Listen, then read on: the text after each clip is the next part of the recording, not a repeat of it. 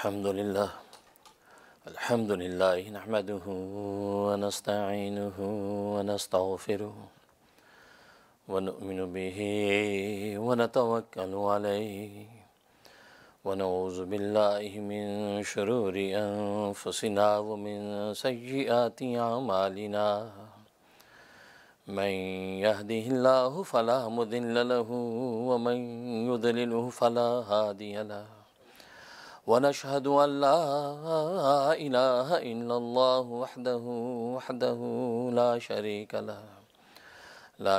له ولا نظير له ولا مثل له ولا مثال له ونشهد أن سيدنا وسندنا وشفينا وشفيع أمرنا وحبيبنا وحبيب ربنا ومولانا محمدا عبده ورسوله أرسله الله إلى كافة للناس بشيرا ونذيرا وداعيا إلى الله بإذنه وسراجا منيرا أما بعد فأعوذ بالله من الشيطان الرجيم بسم الله الرحمن الرحيم الرحمن علم القرآن خلق الإنسان علمه البيان. صدق اللہ. تو بزرگان محترم، میں عرض کر رہا تھا کہ عبادت کو مقدم کیا اور استعانت کو مؤخر کیا، آخر کیا وجہ ہے؟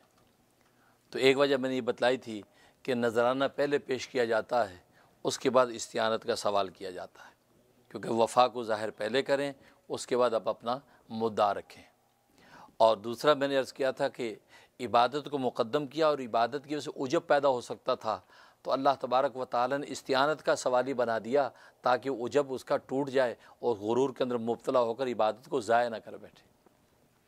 اور ایک جواب یہ کہ عبادت کے ساتھ اللہ کو مانگنا اصل میں بہت پسند ہے، اس لیے کہ عابد بندہ جب اللہ کی عبادت کرتا ہے، اپنی اطاعت شو کرتا ہے، کبھی سجدے میں گرتا ہے، کبھی قیام میں کھڑا ہوتا ہے، کبھی رکوع میں جھکتا ہے، کبھی سبحان ربی العالیٰ کہہ کے سجدے کے اندر جو ہے ماتھا رگڑتا ہے، کبھی التحیات للہ پڑھ کے تشہد کے اندر بیٹھتا ہے، تو اس عابد کا اللہ سے مانگنا بڑا پسند ہے کہ یہ مجھ سے مانگے، کہ جب یہ میرا وفادار غلام اتنی وفاداری کر رہا ہے اور میری عبادت میں لگا ہوا ہے، اپنی بہیمیت کی گردن پہ پاؤں رکھ کے یہ ملکوتی اور قدوسیت کی طرف بڑھ رہا ہے، تو اللہ کو یہ بہت پسند ہے کہ اب مجھ سے مانگے، کیونکہ اللہ سخی داتا ہے، یہ دینے سے خوش ہوتا ہے. اور فطری طور پہ آپ جانتے ہیں کہ اگر آپ کا ایک نوکر ہو اور آپ کی خدمت کرتا ہو، لیکن آپ سے کبھی کوئی مانگے نہ، کوئی چیز آپ سے مانگے نہ، اور آپ کی خدمت کر رہا ہے، آپ دے دے تو ٹھیک ہے، ورنہ منہ سے خود کچھ نہ مانگے، تو اس کے اندر ایک طرح کی بوئے نخوت آتی ہے، ایک قسم کا اس پہ استغنا، ایک قسم کا کبر ظاہر ہوتا ہے. آپ سوچتے کہ یہ کبھی دینے کی کوشش کر تو آگے سے خودداری شو کرتا ہے، تو اس کا نوکر کی تو نخرہ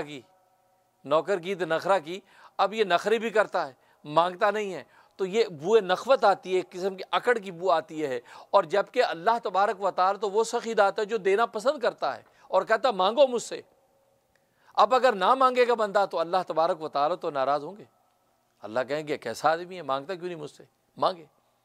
اس لیے اللہ تبارک و تعالی نے ایاک نعبد کے بعد ایاک نستعین کو ذکر کر دیا کہ تاکہ وہ اللہ تبارک و تعالی کی عبادت کرنے کے بعد اللہ تبارک و تعالی سے جب استعانت اور مدد مانگتا ہے تو اللہ تبارک و تعالی عابد سے خوش ہو جاتے ہیں. اور ایک جواب یہ کہ اصل میں حدیث میں آتا ہے کہ الدعاء مخ العبادہ، کہ دعا عبادت کا مغز ہے، دعا عبادت کا مغز ہے.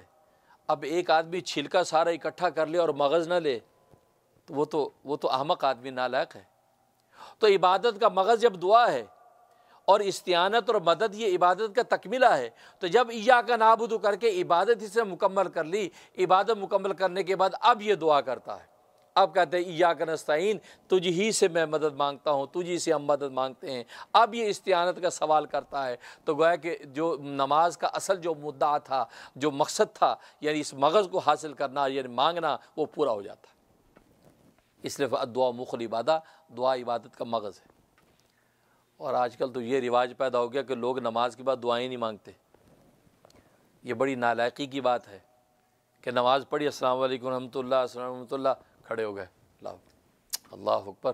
اللہ تبارک و تعالیٰ نے پہلی صورت میں اشارہ کر دیا تھا کہ ایاک نعبد و ایاک نستعین، عبادت کے ساتھ مانگنا یہ مجھے بہت پسند ہے۔ نماز پڑھ لیا، مانگو، اور مانگنے کے آداب خود سرکار دو عالم صلی اللہ علیہ وسلم نے بتا دیے، اور دعا کے طریقے بتا دیے۔ ابو داؤد کی حدیثیں ہیں، دعا کا طریقہ بتا دیا کہ اس طرح ہاتھ اٹھاؤ، یہ اس کے ہتھیلیاں کہ پیٹ یہ تمہاری طرف ہو اور پیٹھ نیچے کی طرف ہو، یوں نہ مانگو، یوں مانگو، اور یہ ہاتھ کا پیالہ کر کے مانگو، ہاتھ کا یہ پیالہ بنا لو اور یہ مانگو۔ اب اللہ تبارک و تعالیٰ اس ہاتھ کے پیالے میں ڈال دے گا، کیونکہ یہ شاہی پیالہ ہے۔ اللہ اکبر، یہ ہاتھ شاہی پیالہ ہے، اور شاہی پیالہ جب اللہ کے دربار میں پیش ہوتا ہے تو بادشاہوں کا بادشاہ اس کو بھر دیتا ہے، شاہی پیالہ۔ آپ نے دیکھا کہ چور جب چوری کرتا ہے تو شریعت نے کیا حکم دیا؟ اس کا ہاتھ کاٹو، چور کا ہاتھ کاٹ دو۔ کیوں؟ ہاتھ کیوں کٹواتے ہیں؟ کوئی اور حکم دے دیتے، اس کو 80 کوڑے لگوا دیتے، 40 کوڑے لگوا دیتے، لیکن چور کے ہاتھ کاٹنے کا حکم کیوں دیا؟ آخر اس میں کیا راز ہے؟ اللہ اکبر، سبحان اللہ۔ اللہ تبارک و تعالی علماء ربانیین کے قلوب پر حکمت نازل کرتا ہے، حکمت نازل کرتا ہے۔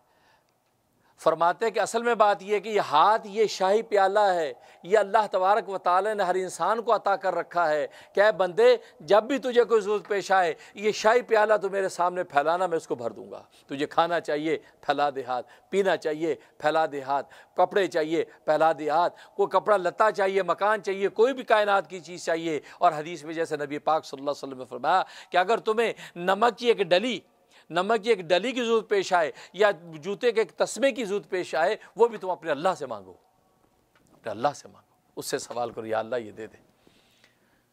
اس لیے میرے دادا پیر عارف باللہ حضرت مولانا ڈاکٹر عبدالحی عارفی قدس سرہ، یہ حکیم الامت مجدد ملت مولانا اشرف علی تھانوی رحمہ اللہ تعالیٰ کے جلیل القدر خلفاء میں سے ہیں۔ یہ الحمدللہ میرے دادا پیر ہیں، کیونکہ میرے پیر و مرشد شہید اسلام اور حسن الاولیاء حضرت مولانا محمد یوسف لدھیانوی شہید رحمۃ اللہ علیہ ہیں، میرے پیر و مرشد بھی ہیں، میرے والد نسبتی بھی ہیں، میرے استاد حدیث بھی ہیں، اللہ اکبر، میرے مربی اور مشفق بھی ہیں، سب ان کا فیض صحبت ہے۔ تو وہ خلیفہ ہیں ڈاکٹر عبداللہ عارفی رحمۃ اللہ علیہ کے بھی، اور حضرت شیخ الحدیث مولانا محمد زکریا رحمۃ اللہ علیہ کے بھی، تو دونوں سے ان کو خلافت ہے، اس لیے یہ دونوں میرے دادا پیر ہیں۔ تو ڈاکٹر عبداللہ عارفی رحمۃ اللہ علیہ، اللہ تبارک و تعالیٰ نے ان کو بڑا اونچا مقام عطا کر رکھا تھا، اور عجیب و غریب معارف ان کو عطا کر رکھے تھے۔ تو حضرت عارفی رحمۃ اللہ علیہ تو شاہی پیالہ، تو اللہ تبارک و تعالیٰ کے سامنے جب پیش کرتے شاہی پیالہ، اور چور جب چوری کر لیتا ہے تو چوری کرتے کہ کیا کرتا ہے؟ وہ اللہ تبارک و تعالیٰ کے شاہی پیالے کی توہین کرتا ہے، شاہی پیالے کی توہین کرتا ہے۔ جب شاہی پیالے کی توہین کرتا ہے تو پھر اللہ تبارک و تعالیٰ اس شاہی پیالے کو واپس لے لیتے ہیں، لہٰذا اس کا ہاتھ کاٹ دیتے ہیں۔ اب اس کا شاہی پیالہ ٹوٹ گیا، اس کا شاہی پیالہ واپس دے دو، اس لیے کہ تو اس شاہی پیالے کا اہل نہیں ہے۔ تو ڈاکٹر عبداللہ عارفی رحمۃ اللہ علیہ فرماتے ہیں کہ اللہ تبارک و تعالیٰ کے نبی نے ہمیں یہ تعلیم کر دی کہ ایک تسمہ جوتی کا وہ بھی اللہ سے مانگو، نمک کی ڈلی وہ بھی اللہ سے مانگو، اور مانگنے سے باز نہ ہو، مانگتے رہو، مانگتے رہو، اس لیے کہ وہ سخی داتا ہے جو مانگنے سے خوش ہوتا ہے، مانگنے سے خوش ہوتا ہے، دینے سے خوش ہوتا ہے، مانگو۔ اور یہاں تک فرماتے ہیں، فرمایا کہ گھر میں آؤ، اگر بجلی نہیں ہے تو فوراً دعا کرو، یا اللہ جو اس کی فنی خرابی ہے وہ دور کر دے، یا اللہ بجلی عطا کر دے۔ پنکھا نہیں چل رہا، یہ خراب ہے، یا اللہ اس کے اندر جو بھی فنی خرابی ہے، یا اللہ اس کو ٹھیک کر دے تاکہ یہ چلنے لگے، ہوا دینے کے قابل ہو جائے۔ فرمایا پہلے دعا کرو، دعا کر کے اب دوا کرو، اب تدبیر کرو۔ یہاں تک فرمایا کہ اگر بازار سبزی لینے جاؤ تو دعا کر کے جو، یا اللہ سبزی لینے جا رہا ہوں، یا اللہ اچھی سی سبزی عطا فرما دیجیے۔ کپڑے خریدنے جاؤ دعا کر لو یا اللہ اچھے کپڑا خریدنے جا رہا ہوں اچھا سا کپڑا عطا فرما دیجیے۔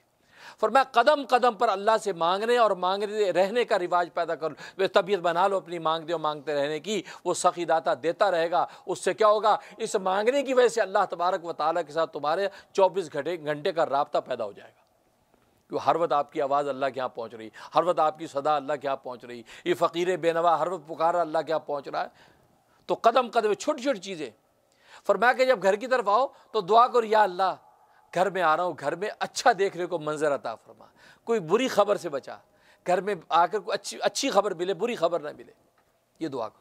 اور یہاں تک فرمایا کہ میں جب آ رہا ہوتا ہوں تو راستے میں کسی کی موٹر سائیکل خراب ہو جاتی ہے نا، وہ موٹر سائیکل کو بیچارہ ہلا رہا ہوتا ہے، کبھی گرا رہا ہوتا ہے تاکہ اس کو اسٹارٹ کر رہا ہے، اسٹارٹ نہیں ہو رہی، یا گاڑی کسی کی خراب، اسے بونٹ اٹھا کے وہ اس کو ٹھیک کر رہا ہوتا ہے۔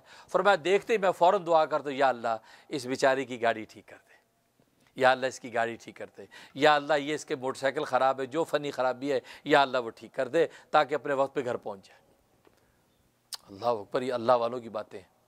فرمایا کہ جب اللہ کے بندوں کے لیے اس طرح مانگو گے، اللہ کے مخلوق کے لیے بھی مانگو گے تو اللہ تبارک و تعالیٰ تم سے کتنے خوش ہوں گے۔ کہا کہ کیسا آدمی ہے یہ، اپنے لیے تو کیا یہ دوسروں کے لیے مانگتا ہے۔ اور حدیث میں فرمایا کہ جب بندہ دوسرے کے لیے مانگتا ہے، غائب کے لیے دعا کرتا ہے تو اس کی دعا یقیناً قبول ہوتی ہے، کیونکہ جب دوسرے کے لیے مانگتا ہے تو ملائکہ اس کے لیے مانگتے ہیں کہ یا اللہ یہ فلاں کے لیے خیر مانگ رہا ہے تو یا اللہ اس کو تو خیر سے محروم نہ کر، پہلے اس کو عطا کر، اس کو پہلے عطا کر۔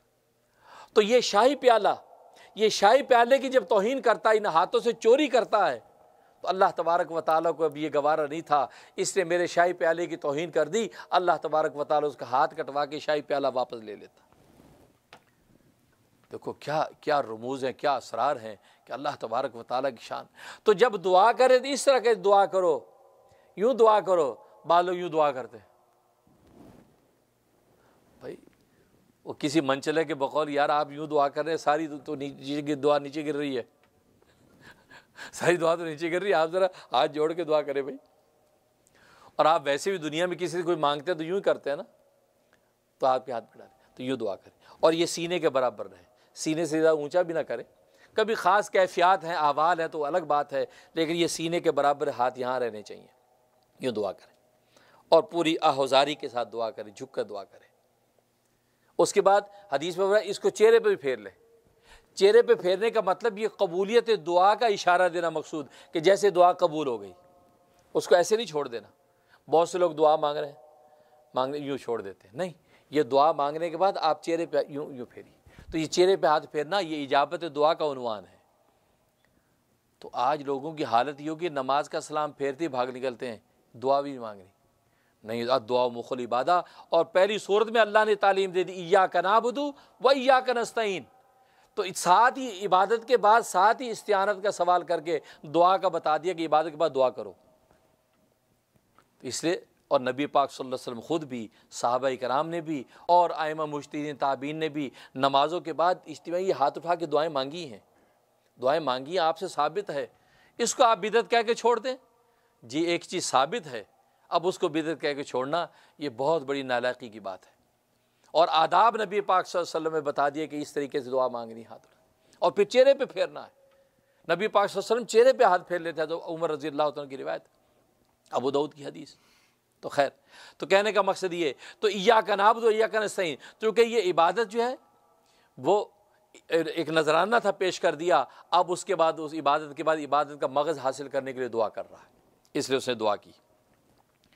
اور ایک جواب یہ کہ ایاک نعبد و ایاک نستعین، اصل میں اس میں دو گمراہ فرقوں کا رد ہے، دو گمراہ فرقوں کا رد ہے، کیونکہ سورہ فاتحہ ہے، میں نے بتایا جس طرح شرک کی نفی ہو رہی ہے، شرک کو کاٹا جا رہا ہے، مشرکین کے نظریات کی نفی ہو رہی ہے، تو یہ پہلی صورت کے اندر ہی اللہ تبارک و تعالی شرک و گمراہی کی ساری جڑیں کاٹ رہا ہے، تاکہ اب آگے عمل کی زندگی آئے گی تو عمل کی زندگی آپ کے لیے آسان ہو اور راستے مستقیم آپ کے لیے متعین ہو جائیں۔ دو گمراہ فرقے گزرے، ایک یہ جبریہ اور ایک قدریہ۔ جبریہ کا مطلب وہ ہے کہ وہ کہتے ہیں کہ انسان مجبور محض ہے، مجبور محض ہے، جو اللہ تبارک و تعالیٰ کراتے ہیں وہ کرتا ہے، جو نہیں کراتے نہیں کرتا۔ گویا کہ لکڑی پتھر کی طرح اس کی حقیقت ہے، اس کی اپنی کوئی حقیقت نہیں ہے، اللہ تبارک و تعالیٰ کے سامنے مجبور ہے، اس کا اپنا نہ کوئی ارادہ ہے نہ اپنا کوئی اختیار ہے۔ اس فرقے کا نام ہی جبریہ ہے کہ جبرن اللہ تبارک و تعالیٰ یہ سارا کچھ کروا رہے ہیں بندوں سے، کسی سے نیکی کروا رہے ہیں تو اللہ ہی کرا رہے ہیں، خدا نہ خواستہ بدی کروا رہے ہیں تو اللہ ہی کرا رہے ہیں، تو انسانوں کا کوئی دخل اختیار نہیں، یہ جبریہ۔ دوسرا فرقہ ہے قدریہ۔ قدریہ قدرت سے، وہ یہ کہتے ہیں کہ ہم قدرت والے ہیں، مطلب ہم اپنے اعمال اور افعال کے خود خالق ہیں، ہم خود عمل کو پیدا کرتے ہیں، اللہ تبارک و تعالیٰ اعمال کو پیدا نہیں کرتے، ہم خود کرتے ہیں۔ ہم کھا رہے ہیں تو کھانے کا عمل ہم خود خالق ہیں، اس کے پی رہے تو پینے کے عمل کے ہم خود خالق ہیں، سو رہے تو سونے کے عمل کے خود خالق ہیں۔ تو یہ قدریہ ہے، وہ کہتے ہیں ہم جو مختار کل ہیں، وہ کہتے ہیں مجبور محض ہیں، یہ کہتے ہیں ہم مختار کل ہیں، سارے اختیارات ہمیں حاصل ہیں، ہم جیسے چاہے کریں گے۔ یہ دونوں تصور جو ہے یہ گمراہ کن تصور ہیں، کیونکہ نہ تو انسان مجبور محض ہے اور نہ انسان مختار کل ہے، بلکہ وہ انسان کا سٹیٹس وہ ہے کہ جو حضرت علی مرتضیٰ رضی اللہ تعالیٰ عنہ سے باب العلم و قضاء، ان سے جب سوال کیا کسی نے کہ انسان کتنا مجبور ہے اور کتنا مختار ہے، حضرت فرمایا، وہ کھڑا تھا شخص، حضرت فرمایا کہ اپنا ایک پاؤں اٹھاؤ، اس نے سیدھا پاؤں اٹھایا، فرمایا دوسرا بھی اٹھاؤ، کہا جی نہیں دوسرا تو نہیں اٹھ سکتا، پہلا رکھوں گا اب دوسرا اٹھاؤں گا، فرمایا دونوں نہیں اٹھا سکتے، کہتا نہیں، کہتا بس اللہ نے اتنا انسان کو اختیار دیا، اتنا مجبور رکھا، کو ہے کہ انسان مختار بھی ہے مجبور بھی ہے، بس اتنا مختار ہے کہ ایک پاؤں اٹھا سکتا ہے، دوسرا نہیں اٹھا سکتا، دوسرا اٹھائے گا تو گر جائے گا، فرمایا بس اتنا مجبور ہے۔ تو کہ ایک درمیان اعتدال کا جو راستہ ہے، یہ اہل سنت والجماعت کا عقیدہ ہے کہ انسان ایک درجے میں مختار، کس درجے میں کہ اول وہلہ میں جب کوئی عمل کرنے لگتا ہے تو اب یہ پہلے عمل کی ابتدا یہ اپنے اختیار سے کرتا ہے، کیونکہ اگر اپنے اختیار سے نہ کرے تو پھر ثواب کا مستحق کیسے ہوگا، اپنے اختیار سے نہ کرے تو گناہ کا عذاب کا مستحق کیسے ہوگا۔ ایک شخص نماز پڑھنے کے لیے چلتا ہے، نماز پڑھتا ہے، تو نماز پڑھنے کے لیے پہلا جو قدم ہے یہ اپنے اختیار سے خود اٹھاتا ہے، اس کے بعد اللہ تبارک و تعالیٰ کی نصرت و تائید اس کے شامل ہو جاتی ہے۔ اسی طرح گناہ جب کرتا ہے تو گناہ کے لیے پہلا قدم یہ خود اٹھاتا ہے اپنے اختیار سے، اس کے بعد اللہ تبارک و تعالیٰ یہ فرماتے ہیں نولی ما تولا، ہم پھیر دیتے ہیں اس کو اسی طرح جدھر وہ پھرتا ہے، نولی ما تولا وہ نسلی جہنم، اور اس کو جہنم میں پھینک دیتے ہیں، وہ سات مسیرہ، اور جہنم برا ٹھکانہ ہے۔ تو دیکھو، تو یہ اللہ تبارک و تعالیٰ نے یہ جو کہا کہ ایاک نعبد و ایاک نستعین، ایاک نعبد کے اندر کیا ہے کہ تیری ہی ہم عبادت کرتے ہیں، تو عبادت بندے اپنے اختیار سے کر رہے ہیں نا، اپنے اختیار سے کر رہے ہیں، تو لہذا جبریہ کی نفی ہو گئی کہ تم جو کہتے ہو کہ جہاں مجبور محض ہے، تو میں نہیں، یہ مجبور محض نہیں، بندہ اپنے اختیار سے عبادت کر رہا ہے، اس کی نفی ہو گئی۔ اور وہ ایاک نستعین جو فرمایا، اور تجھ ہی سے ہم مدد مانگتے ہیں، اب یہ محتاج بنا کے کھڑا کر دیا، تو یہ قدریہ کی نفی ہوگی کہ قدریہ کہتے ہیں ہم مختار کل ہیں، مختار کل نہیں، تم محتاج ہو، اللہ تبارک و تعالیٰ سے استعانت کا سوال کرنے کھڑے ہو۔ تو گویا کہ نعبدو کے اندر جبریہ کی نفی ہو گئی، اور ایاک نستعین میں قدریہ کی نفی ہو گئی، دونوں ان عقیدوں کی نفی کر کے اہل سنت والجماعت کا حق جو عقیدہ تھا اس کو ظاہر کر دیا۔ حق یہ ہے کہ ایک درجے میں انسان مختار ہے اور دوسرے درجے میں انسان مجبور ہے، جیسے کہ علی رضی اللہ تعالیٰ نے مثال دی کہ ایک قدم اٹھا سکتے ہیں، اتنا ہی ہمیں اختیار ہے، لہٰذا پہلا قدم آپ نے اٹھانا ہے اپنے اختیار سے اللہ کے گھر کی طرف، باقی قدمیں اب اللہ تبارک و تعالیٰ کی استعانت شامل ہوگی۔ حضرت حکیم الامت مجدد ملت مولانا اشرف علی تھانوی رحمہ اللہ تعالیٰ بڑی اچھی مثال دیتے ہیں، فرمایا کہ چھوٹا معصوم بچہ جو ابھی چلنا سیکھ رہا ہو تو باپ یا ماں اس کو کھڑا کر کے کہتی پائے پا پائے پا، چلو چلو آؤ آؤ، تو ڈرتا ہے، لڑکھڑاتا ہے، چلتا نہیں، تو آگے ہمت کر کے ایک قدم اٹھاتا ہے، جیسے ایک قدم اٹھاتا ہے تو اب آگے بڑھتا ہے، گرنے لگتا ہے، تو جلدی سے باپ اس کو، ابا اس کو گود میں لے لیتا، گرنے نہیں دیتا۔ لیکن ایک قدم اس نے اپنے اختیار محبت سے اٹھایا، اس کے بعد اس نے جو ابا نے اس کو گود میں لے لیا، اس کو گرنے نہ دیا۔ فرمایا بالکل اسی طریقے سے اللہ تبارک و تعالیٰ چاہتے ہیں کہ بندہ اپنے اختیار اور محبت سے ایک پہلا قدم تو میری عبادت و اطاعت کے لیے اٹھائے لڑکھڑاتا ہوا، لیکن جب لڑکھڑا کے گرنے لگے گا اس کے بعد ربا جو خود ہی آغوش میں اس کو لے لیتا، جیسے ابا آغوش میں لے لیتا ہے تو ربا خود ہی اس کو منزل پہ پہنچا دیتا ہے اور اس کی عبادت پائے تکمیل پہنچ جاتی۔ لیکن اگر وہ معصوم بچہ چلے نا، وہیں کانپتا رہے، روتا رہے، تو کیا کہے، چھوڑو ابا کہے چھوڑو رہنے دو، یہ کرے گا نا، خوش نہیں ہوتا۔ اسی طرح اللہ بھی خوش نہیں ہوتا. تو بندہ اپنے اختیار سے پہلا قدم اٹھائے. تو جب اختیار سے پہلا قدم اٹھاتا ہے عبادت کی طرف, تو گویا کہ اب اللہ تبارک و تعالیٰ اپنی نصرت شامل کر دیتے, اس کو منزل تک پہنچا دیتے.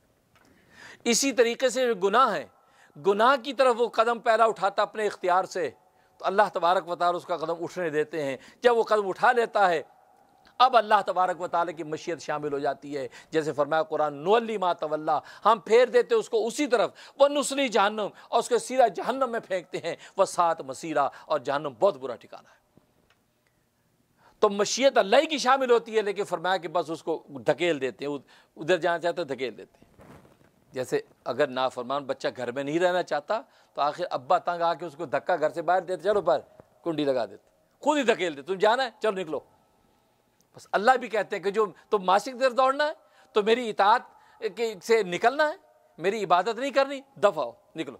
تو اللہ ہی اس کو دھکیلتے ہیں, لیکن مشیت کے ساتھ. لیکن پہلا قدم وہ اپنے اختیار سے خود اٹھاتا ہے. اس لیے فرمایا کہ اتنا مجبور بنایا اور اتنا مختار. تو یہ ایاک نعبد و ایاک نستعین, اس کو ذکر کر کے اللہ تبارک و تعالیٰ نے جبری اور قدریہ ان دونوں فرقوں کی نفی کر دی ہے. اس کے بعد اہدنا الصراط المستقیم. اب یہ استعانت کا جو سوال کیا تھا کہ تجھ ہی سے ہم مدد مانگتے ہیں, اب وہ مدد کیا ہے, وہ اس مدد کو ذکر کر رہے ہیں. کیونکہ معنی کے اعتبار سے نستعین میں استعانت مانگی تھی, مدد مانگی تھی. اس مدد مانگنے کا آگے ایک عنوان بتا دیا کہ یہ مدد کیا, اہدنا الصراط المستقیم, اے اللہ ہمیں صراط مستقیم کی ہدایت عطا فرما, ہمیں راہ مستقیم عطا فرما. یہ صراط مستقیم مانگا. اس میں لفظ استعمال کیا, اہدنا الصراط المستقیم, ہدایت. ہدایت کسے کہتے ہیں؟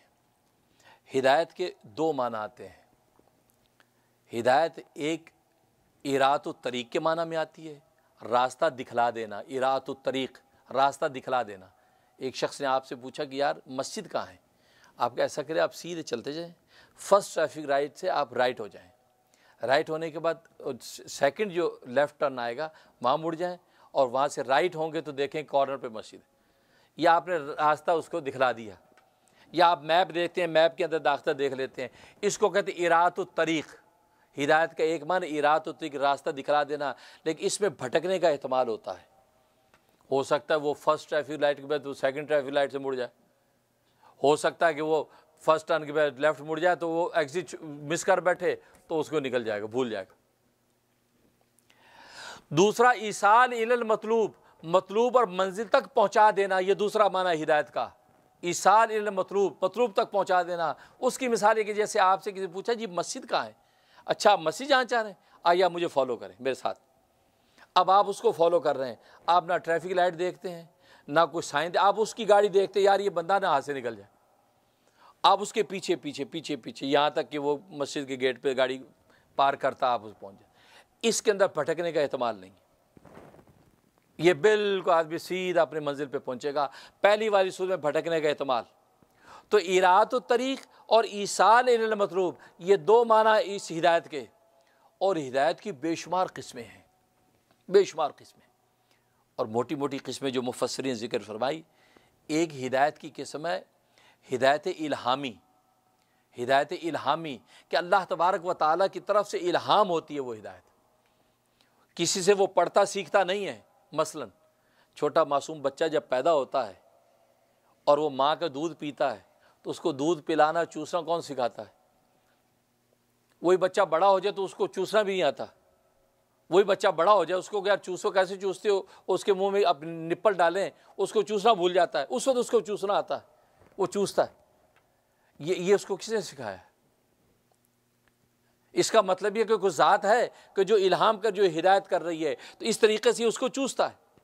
درخت ہیں, درختوں کے اندر پانی ڈالتے ہیں, درخت اپنی جڑوں کے ذریعے سے پانی کو چوستے ہیں. جانور اور حیوانات یہ پوری ترتیب زندگی کی گزارتے, یہ الہامی ہدایت اللہ نے ان کو عطا کر دی ہے. دیکھو یہ دنیا کے اندر جانور جنگلوں کے اندر رہتے, بیمار ہوتے ہیں نا, بیمار ہوتے ہیں تو وہ علاج کہاں سے کراتے ہیں؟ وہاں تو کوئی جو ہے وہ ڈنگر ہسپتال نہیں ہے. اللہ تبارک و تعالی نے ان کو الہام کر رکھا ہے کہ تمہاری فلاں بیماری کا یہ علاج ہے, وہ اس کو استعمال کرتے ہیں.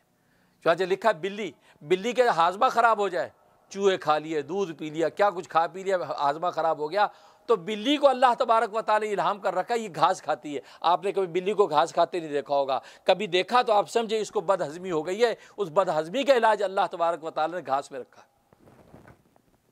تو یہ بے شمار واقعات ہے, اس میں جانے کی ضرورت نہیں. تو میں یہ کہہ رہا ہوں کہ جانور زندگیاں جو گزار رہے ہیں صبح شام, اب یہ چڑیا جو گھونسلہ بناتی ہے کون سکھاتا اس کو؟ بڑے بڑے انجینئر ایسے گھونسلہ نہ بنا سکیں جیسا گھونسلہ وہ تنکوں سے جوڑ جوڑ کے گھونسلہ بناتی. سانپ اپنی بھٹ بناتا ہے, اس بھٹ کو بنانے کون سکھاتا ہے؟ یہ ہدایت الہامی ہے. اس لیے قرآن کریم میں اللہ تبارک و تعالی فرمایا آتا کل شیء خلقہ ثم ہدی, کہ اللہ تبارک و تعالی فرماتے ہیں کہ اللہ نے ہر چیز کو اس کی تخلیق دے دی, اس کو پیدا کر دیا, ثم ہدی, پھر اس کو جینے کی ہدایت عطا کر دی. اب اس کو جینے کی ہدایت اس کو مل گئی, اب وہ جیتے ہیں اور زندگی گزارتے ہیں. اس لیے یہاں پر تو یہ ہدایت الہامی. دوسری ہدایت ہدایت احساسی. احساسی کا مطلب یہ کہ اللہ تبارک و تعالی نے حواس خمسہ ظاہرہ دے رکھے ہیں, دیکھنے والی آنکھیں دے رکھی ہیں, سننے والے کان دے رکھے ہیں, سونگھنے والی ناک دے رکھی ہے, چکھنے والی زبان دے رکھی ہے, اور یہ چھونے والے ہاتھ پیر, قوت لامسہ, یہ حواس خمسہ اس کو عطا کیے ہیں. اس حواس خمسہ کے ذریعے سے انسان جن چیزوں کا ادراک کرتا ہے, یہ ہدایت احساسی ہے کہ یہ محسوس کر کے اس چیز کا فیصلہ کر لیتا ہے. یہ منہ پہ چیز رکھ کے چکھ کے فیصلہ کر لیتا ہو یہ تو کڑوی ہے, چکھ کے فیصلہ کر لیتا ہے یہ تو میٹھی ہے, سن کے فیصلہ کرتا ہے یہ مرد کی آواز ہے, سن کے فیصلہ کر لیتا ہے یہ بچے کا رونا ہے, دیکھ کے فیصلہ کرتا ہے یہ سرخ رنگ ہے, دیکھ کے فیصلہ کرتا ہے یہ سبز رنگ ہے. تو یہ احساسی ہے. تو یہ محسوسات کے جتنے فیصلے ہیں یہ اپنے حواس خمسہ ظاہرہ اور حواس باطنہ, باطن میں اللہ تبارک و تعالی نے 5 حواس اس کو عطا کیے ہیں. باطن میں 5 حواس ہیں, لہٰذا اس کے اندر حصے مشترک رکھی ہے. اس میں خیال کی طاقت رکھی ہے, اس میں وہم کی طاقت رکھی ہے, اسی طریقے سے اس کے اندر حافظہ رکھا ہے, اور اسی طریقے سے قوت متصرفہ رکھی ہے. یہ 5 حواس باطن کے ہیں. تو ظاہری حواس خمسہ اور باطنی حواس خمسہ, یہ 10 جو حواس اس کے ذریعے سے انسان دنیا کے اندر بہت سی چیزوں کے اندر تمیز کرتا ہے. یہ ہدایت احساسی. اس کے بعد تیسری ہدایت عقلی. ہدایت عقلی کی پھر 2 قسمیں ہیں, ایک بدیہی اور دوسری جو ہے ایک بدیہی اور دوسری استدلالی. بدیہی کا مطلب کیا ہے؟ بدیہی کا مطلب یہ ہے کہ آپ کے سامنے ایک ایسی خبر آئی اور اتنے لوگوں نے آپ کو اس کی خبر دی کہ یہ بات یوں ہے, بات یوں ہے, بات یوں ہے, کہ آپ کی عقل نے فوراً فیصلہ کر دیا کہ یہ بات بالکل صحیح ہے. یعنی آپ کو مقدمات جوڑنے نہیں پڑے, صغرا و کبریٰ جوڑنا نہیں پڑا, کسی دلیل کی حاجت پیش نہیں آئی. اتنے لوگ آ کے آپ کو خبر دے رہے ہیں کہ یار یہ ہو گیا ہے, لہذا آپ نے اس پہ بلیو کر لیا کہ ہاں یہ ہو گیا ہوگا, کیونکہ عقل تسلیم نہیں کرتی یار اتنے بندے جو ہے یہ جھوٹ پر اتفاق کر لیں. تو یہ ہدایت عقلی بدیہی ہے کہ فی البداہت آپ نے فیصلہ کر دیا کہ یہ بات یوں ہی ہے. اور دوسری ہدایت عقلی استدلالی ہے, اس کے لیے دلیل کی ضرورت پیش آتی ہے, استدلال کی ضرورت پیش آتی ہے. استدلال کے ذریعے سے مقدمات اور نظریات کو جوڑ کر نتیجہ نکالتا ہے کہ ہاں اس کا مطلب یہ. اور یہ جو ہدایت ہے یہ حکماء, عقلاء, فقہاء, ان کو اللہ تبارک و تعالیٰ عطا کرتے ہیں کہ یہ اس ہدایت کے ذریعے سے یہ نتائج نکالتے ہیں, یہ ریسرچیں کرتے ہیں. آج دنیا کے اندر بڑے بڑے سائنٹسٹ وہ ریسرچ کر کے تحقیق کر کے بڑے بڑے نظریات نکالتے ہیں. یہ جو ہدایت عقلی استدلالی اللہ نے ان کو عطا کی, وہ اپنی اس عقل کے مطابق وہ فیصلے کرتے ہیں. لیکن آپ اس کے باوجود دیکھتے ہیں کہ ان میں اختلاف پایا جاتا ہے, ان میں اختلاف پایا جاتا ہے. اگر آپ دنیا کے سارے عقل مند ترین انسان اکٹھے کر لیں اور ان کے سامنے کھانے لگا دیں, قورمہ, بریانی, سب کھانے سامنے, پلاؤ, زردے لگا دیں, اور ان کو یہ کہیں کہ ان میں سے جو سب سے بہترین کھانا ہے اس کے اوپر ہاتھ رکھیں, یہ کہا. اب جیسی وہ ہاتھ رکھیں گے تو کیا ایک ہی کھانے پہ سارے ہاتھ رکھیں گے؟ نہیں.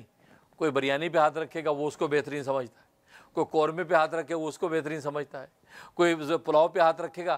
اس کا مطلب ہے کہ یہ عقل جو ہے, یہ عقل کے اندر قوت وہمہ ہے. وہ وہم کی جو قوت ہے وہ بعض دفعہ اتنا انسان کو کنفیوز کر دیتی ہے کہ وہ صحیح فیصلہ نہیں کر پاتے. وہ بہن اور بیوی میں بھی فرق نہیں کر پاتے کہ یار بہن بھی ایسی بیوی بھی ایسی, ان دونوں میں کوئی فرق ہے نہیں. یار بہن کے لیے اتنی پابندیاں, بیوی کے لیے کوئی پابندی نہیں. ان کی عقل وہاں پر ڈگمگا جاتی ہے. یہ خنزیر کو دیکھتے ہیں, بکرے کو دیکھتے ہیں کہ یار خنزیر بکرے میں دونوں اینیمل ہیں, 4 ٹانگیں اس کی, 4 ٹانگیں اس کی, یہ بھی جانور وہ بھی جانور, تو دونوں میں فرق کیا ہے؟ ان کی قوت وہمہ ان کو متزلزل کر دیتی ہے، یہ صحیح فیصلہ نہیں کر پاتے، دلیل کے باوجود بھی غلط فیصلہ کرتے ہیں، کنفیوز ہو جاتے ہیں، حالانکہ اعلیٰ درجے کی عقل ان کے پاس موجود تھی۔ تو اس لیے ان کو ایک اور ہدایت کی ضرورت تھی، اور وہ ہدایت کون سی تھی؟ ہدایت بالوحی۔ ہدایت بالوحی، تو پہلی ہدایت تھی الہامی، دوسری احساسی، تیسری عقلی بدی، اور چوتھی عقلی استدلالی۔ اب عقلی استدلالی بھی چونکہ فیصلہ کرنے میں منزل پہ نہیں پہنچ سکتی تھی، تو اللہ تبارک و تعالیٰ ایک اور ہدایت عطا فرما دی، پانچویں، اور وہ ہدایت کون سی؟ ہدایت بالوحی۔ وحی کا نور اللہ تبارک و تعالیٰ نے انبیاء اکرام علیہم الصلاۃ والسلام کے ذریعے سے عطا کر دیا، اور اس وحی کے نور کے ذریعے سے بہن بیوی کے درمیان فرق ہو گیا، حلال حرام میں فرق ہو گیا، خنزیر اور بکرے کے گوشت میں فرق ہو گیا، اس لیے کہ یہ جو وحی کا نور تھا، یہ دنیا کی جتنے حواس ہیں یہ سب کے سب کہیں نہ کہیں ڈگمگا جاتے ہیں، لیکن اللہ کی وحی یہ یقینی نتیجہ دیتی ہے۔ اس لیے اب یہ ہدایت ملے گی، ہدایت بالوحی، یہ وحی کے ذریعے سے ہدایت مل رہی ہے۔ اب یہ حکم اور عقلاء اس وحی پر ایمان لا کے اب یہ صحیح فیصلہ کر لیں گے کہ بیوی کے ساتھ، یہ بیوی تمہارے لیے حلال ہے لیکن بہن تمہارے لیے حرام ہے، خنزیر کا گوشت تمہارے لیے حرام ہے اور بکرے کا گوشت تمہارے لیے حلال ہے۔ کیوں؟ کہ وحی کے نور نے آ کر تمہاری عقل کو روشن کر کے بتا دیا اصل نتیجہ کیا ہے۔ اس کے بعد چھٹی جو قسم تھی وہ ہے ہدایت انکشافی۔ ہدایت انکشافی کا مطلب ہے اللہ تبارک و تعالیٰ مشاہدہ کرا دیتا ہے، مشاہدہ کرا دیتا ہے، غیب کے پردے ہٹا کے سامنے دکھا دیتا ہے کہ حقیقت کیا ہے۔ جیسے سرکار دو عالم صلی اللہ علیہ وسلم اپنی آنکھوں سے دنیا میں رہتے جنت کو دیکھ رہے ہیں، دوزخ کو دیکھ رہے ہیں، جنت کی نعمتیں دیکھ رہے ہیں، دوزخ کی آگ کو دیکھ رہے ہیں، اس طریقے سے آپ اس کو دیکھ کر فیصلہ کر رہے ہیں کہ مجھے جنت نظر آ رہی ہے، مجھے دوزخ نظر آ رہی ہے، مشاہدہ کروا دے۔ یہ ہدایت انکشافی۔ اور جو اللہ کے نبی کے راستے پہ جتنا زیادہ چلتا ہے، نبی کا جتنا قرب پاتا ہے، اللہ تبارک و تعالیٰ اس کے دل کے آئینوں کو بھی اسی طرح صاف کر دیتے ہیں، وہ بھی اپنے دل کے آئینے کے اندر قوت کشف کے ذریعے سے بہت سی چیزیں مشاہدہ کر لیتے۔ یہ ہدایت انکشافی۔ چنانچہ لکھا ہے حضرت حجت الاسلام مولانا قاسم نانوتوی رحمۃ اللہ علیہ، ان سے ان کے خادم نے سوال کیا، میں اس واقعے پہ انشاءاللہ میں ختم کرتا ہوں اور انشاءاللہ یہ سلسلہ پھر آگے جاری رہے گا۔ سوال کیا کہ حضرت انبیاء کو بھی کشف ہوتا ہے، انکشاف ہوتا ہے، اور وہ مشاہدہ کر کے بتاتے ہیں کہ یہ معاملہ ہے، پیشن گوئی دیتے ہیں، اور وہ 100% صحیح ہوتی ہے۔